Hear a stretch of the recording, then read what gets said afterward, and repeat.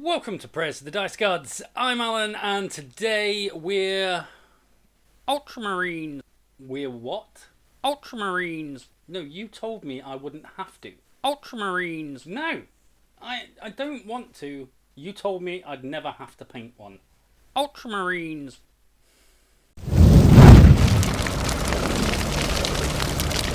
So apparently, I'm painting an Ultramarine. In case you hadn't noticed, I do not like Ultramarines. If you've been in the hobby for as long as I have, you'll know exactly why I hate Ultramarines. It actually has nothing to do with them in general. More a Games Workshop thing. Some of the things I really hate about them is they look so damn good in their blue armour. And I've never beaten them in a game. I mean, if that's not good enough reasons to hate them, I don't know what is. First up, we're going to crack out the airbrush. We're going to start with some Macragge blue. We're going to make this boy blue. We're then going to do my style of airbrushing rather than doing like Games Workshop do. So we're going to progressively add more and more white into the blue and just keep making smaller and smaller sprays from above until he looks suitably weird.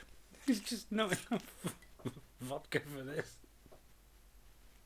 We're actually going to go through and do some edge highlighting and some volumetric highlighting on this model to try and make him look as sharp as possible. But of course, I got a little bit carried away and I've realised that I've taken this guy way too light with the airbrush and now I need to tone him back down. So what I'm going to do is I'm going to thin down some Macragge blue to a ridiculous level so it's more water than paint. And then we're going to use that to filter that blue to bring it back towards an ultramarine colour. We're laying down some base colours here, so we're going to lay down a brown for his cloth. We're then going to go over that with a cream colour. We're actually doing the belt, the holster and the sword hand. They're going to be different browns. The sword sheath and the gun holster are actually going to be a reddy brown, while the belt is actually going to be closer to a normal brown, along with the little pouches on his back. For the cloth, we're going to highlight our way towards white, but we're not going to do every edge white. We want it to look like it's got some tonal changes there. And to do the creases, because it's a cream colour, we're getting out the Seraphim Sepia, we're going to thin that down quite a bit and then try and glaze that into those areas. We go around, we do some highlights and some scratches on the sword sheath and the gun holster. I'm not going to use the same colours to highlight the brown belt. Now, because the belt comes up onto the gun holster is why I wanted it a different brown, because otherwise it kind of blends in. And because I really like to punish myself. Next up, we're going to start off with some NMM. We're going to do some gold and silver NMM all over this guy, but we're not going to do it the usual style. So we're not going to add in the dark highlights to give it a shine. What I really want here is something that looks dull with a small reflective space. It takes a long time to do this, and I think it looks pretty good once it's finished, but it's an ultramarine. So next up, we're hitting our silver areas, so we're picking out a nice neutral grey. That's going to be the darkest tone here. We're going to work that one towards white again. Again, we're going for more of a dull metallic, so it has a little bit less of a shine, so we're not going to put in those dark highlights. And of course we're going to work our way around all the way towards white, and then we're going to do our edge highlights to really bring that together. So moving on to the back of the shield, where it has those little points that power that shield up, we're going to do a little bit of work here where we're going to take a nice blue and we're going to work that really towards white to try and make it look like there's some sort of electricity passing through it. We're going to lay down our reds here. We're going to put those across the top of his helmet, obviously, because he's an Ultramarines Lieutenant, so they have a white stripe with a red stripe down the middle of it.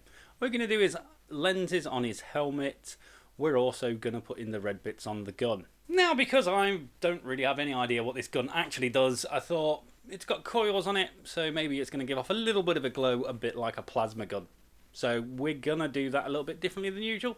So we're going to highlight that all the way to white, just around the bottom edges of those coils. We're then going to go back over the top of the coils with the red to darken those back up. We're going to go around the model, do all those little bit of fiddly details that are really difficult to film, because I've spent so long on this one. I spent way too long on this one. All of the finer details, so things like his purity seals, which are just simply started with red, worked through to Screamer pink. the usuals for a purity seal. Done cream for the parchment parts of it and highlighted that towards white, and then thinned down the Seraphim Sepia again and used that as a glaze to go into any kind of recesses so that it's nice and mild rather than a really stark change between the light bits and the dark bits. We did things like the lenses on the helmet and a few other bits that are just tiny details that are just a little bit fiddly. Now for something a little bit more fun, we're going to weather the model. So I'm going to put lots of scratches on him, and I'm going to do this in a couple of different ways. So I'm going to take some white and just put some nice fine scratches on. I'm going to take some white and put in some deeper scratches, and I do that just by adding a little bit of really dark grey paint underneath it, so it's got a bit more of a three-dimensional look. We're also going to put little scratch damage across the helmet and things to break up that white and red so that it doesn't look like it's not quite right. There's also the freehand that we've done here. So we've done the little U on the shoulder and on the tilting plate.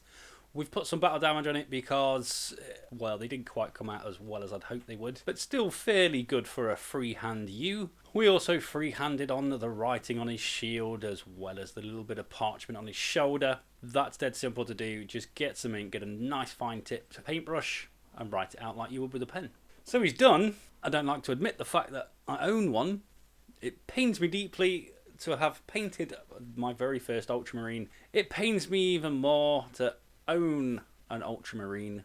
So you guys all, if you really want to own this model, will be able to find it on eBay. I'm going to put it up on a listing. So if you really want to own it, jump on there. Overall, I like the model the way he's come out. I said, I hate the fact that Ultramarines look so good because they're blue. But if you collect Ultramarines, this is a good way to paint them. If you want to make them with a little bit more shine, we will do another video.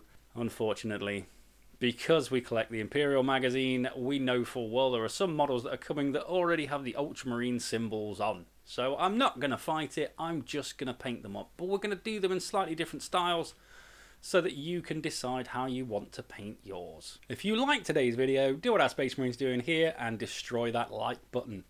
If you haven't already, make like an orc and smash that subscribe button. If you have any extra hints or tips for me, make sure you put those down in the comments below.